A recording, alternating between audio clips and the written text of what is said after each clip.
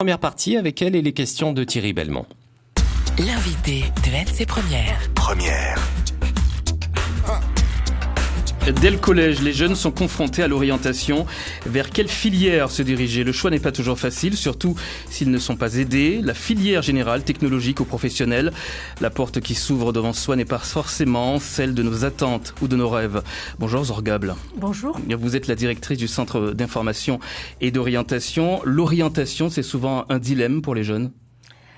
L'orientation, oui, c'est quelque chose de complexe, c'est quelque chose de ne pas facile. C'est quelque chose qui, effectivement, s'adresse à des jeunes à partir de, on va dire, de la troisième. Bien souvent, même s'ils sont préparés, c'est très difficile comme choix de dire je voudrais faire ça ou je voudrais faire ça. Hein. Donc c'est un choix qui peut poser problème à cet âge-là. Néanmoins, les jeunes, de plus en plus, sont accompagnés. Ils sont accompagnés par un travail. Hein, donc, Mais on ne peut pas nier tout de même que l'orientation, c'est souvent synonyme d'échec pour certains. C'est synonyme d'échec, bien sûr, parce qu'il est lié effectivement à des fois un choix subi. Hein, donc un jeune peut tout à fait se trouver dans la situation de choisir sans forcément réfléchir, sans forcément être aidé par sa famille, sans forcément avoir les résultats, évidemment, qu'il faut pour atteindre un objectif. Donc de ce fait, l'orientation peut être vécue comme un échec. Pourquoi ? Parce que le système scolaire continue à fonctionner comme s'il n'existait qu'une filière noble aujourd'hui ? Je ne pense pas. Je ne pense pas que le système continue. Je pense que le système, comme tous les systèmes, sont complexes. Les filières sont diversifiées. Les parcours sont quelque chose aussi de complexe. Donc, de quelle manière on peut amener l'élève à avoir une représentation large de ce qu'il peut faire par la suite. Aujourd'hui, on n'est plus dans ce cadre, effectivement, comme on peut l'imaginer, la filière scientifique et la filière noble. Pas du tout. La filière générale aussi. Ou la filière générale, hein, mais plus particulièrement la filière scientifique. Hein, quand vous voyez dans certains milieux favorisés, si on n'a pas la filière scientifique, on n'a rien fait. Ce n'est pas le cas aujourd'hui. Les programmes ont été rénovés dans toutes les filières, qu'elles soient les filières technologiques STMG ou les filières STI, pour effectivement donner une perspective et un élargissement au niveau des poursuites d'études. Et la filière professionnelle aujourd'hui, où en sommes-nous ? La filière professionnelle aujourd'hui, écoutez, la filière professionnelle aujourd'hui, déjà en Calédonie, elle a, je dirais, un bon public. Hein. Elle est appréciée par la famille. C'est quel public justement cette filière professionnelle ? Justement, quel public ? Donc c'est globalement, les enfants sont rassurés par leur famille. Hein, donc, mais comment arriver à inverser cette tendance qui est tant appréciée par la majorité des familles, notamment les familles de l'intérieur, des îles, etc. Alors qu'on peut trouver... C'est une filière appréciée par les familles ici en Calédonie ? Oui.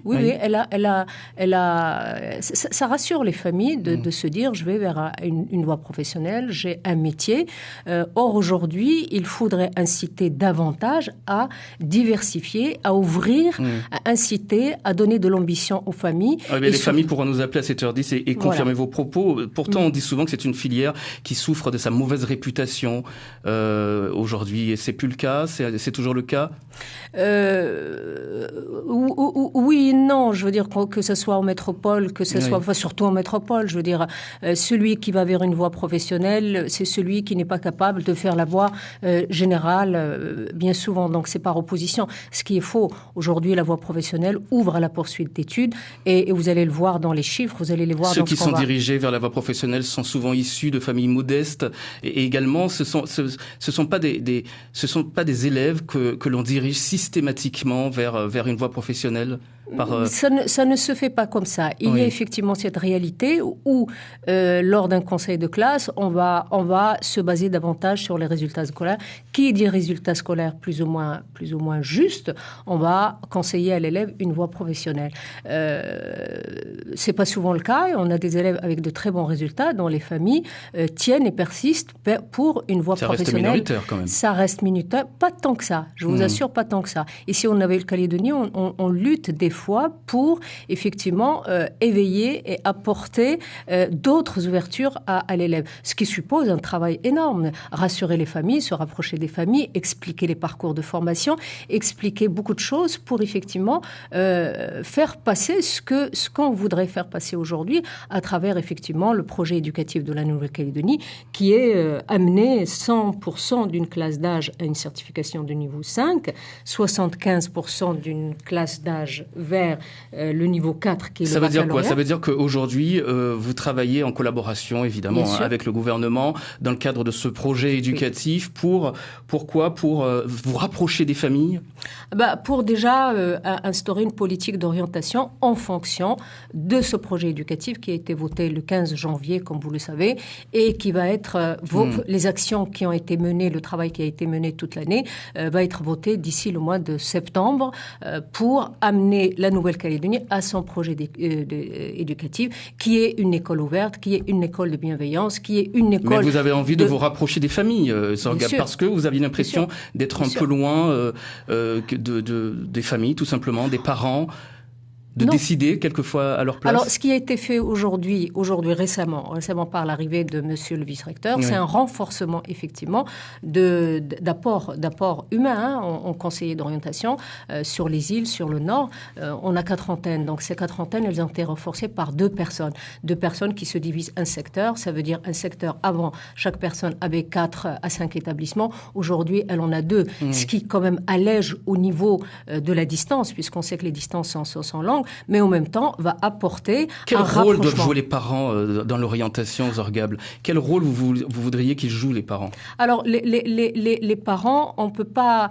C'est à nous, je pense. C'est à nous parce que c'est complexe. C'est quelque chose le système éducatif n'est pas compréhensible par tout le monde. Oui. Les parents décrochent aujourd'hui en Nouvelle-Calédonie? Décrochent pour X raisons, pour plusieurs raisons. Mais en matière d'orientation, en tous les cas, c'est à nous d'aller vers... Les parents ne sont pas un peu dépassés quelquefois? Si, ils le sont. Bien sûr, ils le sont. Ils le sont dépassés.